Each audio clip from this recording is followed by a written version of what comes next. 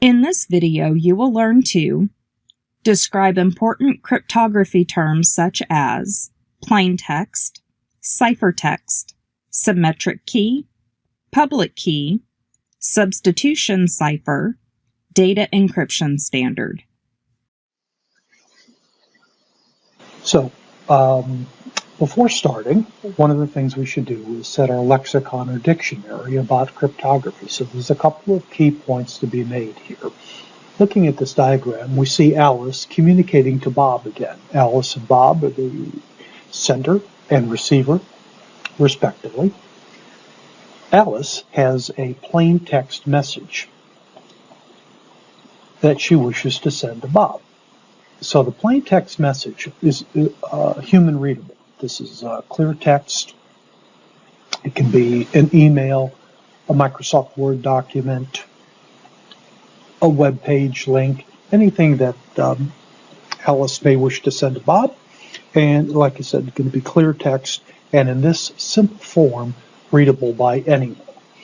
So then there's Alice runs through an encryption algorithm to create the ciphertext. So the ciphertext is the encrypted message. We talk about a message, but it could be a Word document, once again, any number of types of content. You'll notice that Alice has an encryption key. So this encryption key is designated by the letter K, and you will notice there's a small subscript right here. That indicates that is Alice's key. So Ka is Alice's key. Once again, this creates the ciphertext, which is put on the communication channel and sent to Bob, who's the recipient. Bob decrypts the message, the ciphertext, to recover the plain text using his key, which is designated by K is for key, lowercase b, subscript B for Bob. So Ka, Alice's key, Kb, Bob's key. Trudy, in the center here, is the interceptor, the eavesdropper. Now, there's a basic architectural difference between two types of cryptography architectures. One is a symmetric key. This is where the receiver key, Bob's key, and Alice's key are identical. So in this case, Ka equals Kb. Public key cryptography uses a difference of a key. There is a secret key, right, that Bob has. So Ka does not equal Kb. So let's move on and let's take a look at some principles of symmetric cryptography. Let's take some time and investigate the principles behind symmetric key cryptography. There's a couple of architectures, a couple of styles of symmetric key cryptography that we will look at. So one of the first ones is the substitution cipher. So this is the equivalent of a magic decoder ring, that we have a simple substitution of one letter. It's a monoalphabetic cipher, which means that we substitute one letter for another, and that substitution does not change for the entire message. You'll take a look here at a plain text where we just simply run A through Z, and the ciphertext is M through Q. So M is the 13th letter of the alphabet. So this is K equals 13, meaning that we shift the ciphertext 13 characters to the right in the monoalphabetic presentation of A through Z. And our plain text, as in the example from Bob, from Alice to Bob, says, "Bob, I love you, Alice." And the ciphertext, as you can see, is NKN, and you can certainly read the rest. So one of the questions before us is, how difficult is it to break this simple cipher? Well, the answer is it's not very hard at all, because there's a very uneven distribution of the use of letters in the English language. So we know, for example, that the letter E occurs most frequently. So a simple histogram of the recurrence of letters in the ciphertext will reveal what E is. In this case, E will be C. So this frequency histogram will quickly yield the ciphertext. So in fact, this is not a very secure method to be using. Now, from a graphical at what a symmetric key cryptography architecture looks like. So once again, Alice, who is sending a plain text message, and we will designate the message as M, encrypts the plain text with a key especially designed between Alice and Bob. That's what the subscripts of A-B indicate. This goes through the encryption algorithm to create the ciphertext. Now look at the designation right here. So we have the ciphertext is identified as the key, Alice to Bob, parenthetically message. So this is the distribution that we saw earlier with a one-letter shift, for example. Bob here receives the ciphertext, applies the decryption key, which is identical to the encryption key, so this is KAB, and recovers the plain text. So mathematically, the message here is found by applying the decryption key to the encrypted message or the ciphertext that Bob has received from Alice. So this element right here, this is the message, this is the decryption key, and that will result in the extraction or recovery of the plain text message. So Bob and Alice, right, for this to work, right, have to share the distribution key, KAB. Now the question is, how does Bob and Alice agree on the key value? And that is actually the weakness for symmetric key cryptography. The actual encryption of that, and we'll take a look at some other methods that are just not monoalphabetic, are no stronger or no worse than asymmetric or public key cryptography, but the issue is it's about key distribution. How does Bob get the key from Alice?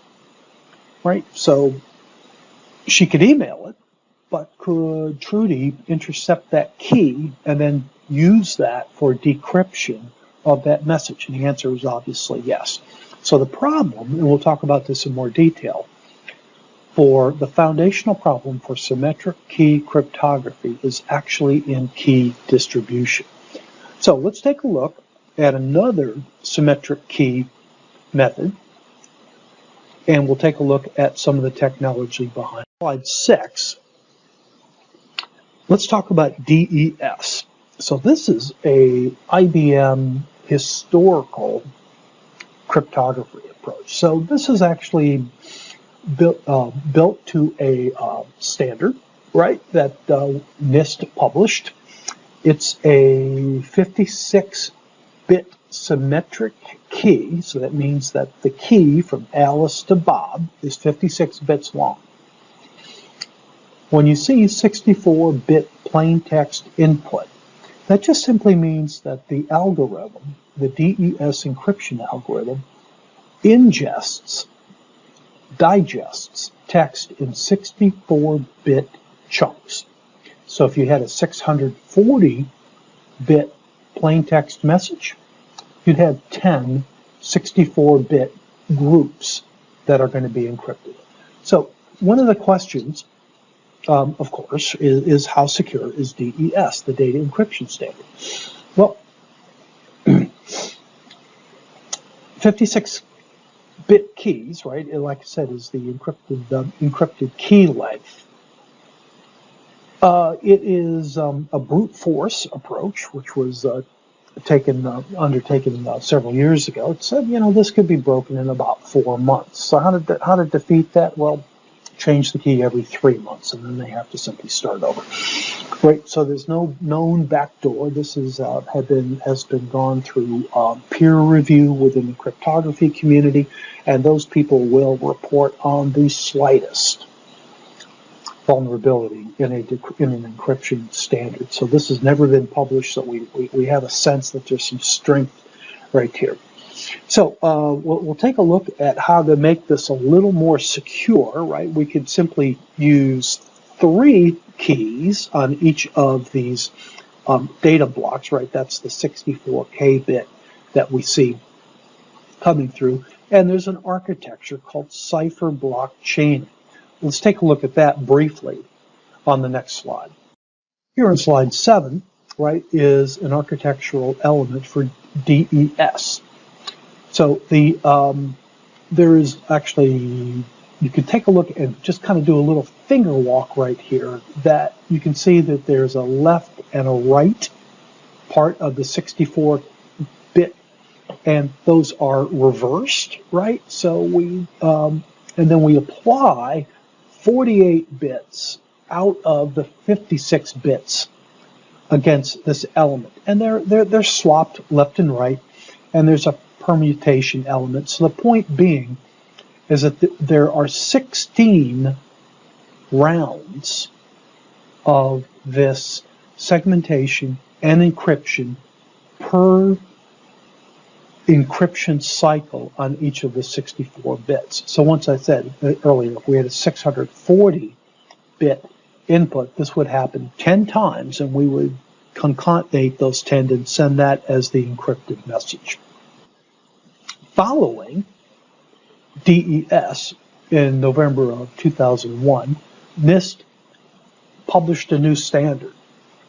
So what we did is that NIST moved the ingest block by a factor of 2. So went from 64 bits to 128 bits. The key length moved from 56 bits to these larger numbers that we see here, 128, 192, or 256 bits. Why are there 3? Well, this is a user-selected key length. Now, keep in mind, the longer the key, the more computationally intensive the algorithm will be. So that if we've got information that is at one level of sensitivity and information that's at a higher level of sensitivity, there's an argument for using the longer bits. The 128-bit versus the 64-bit makes for a more efficient algorithm.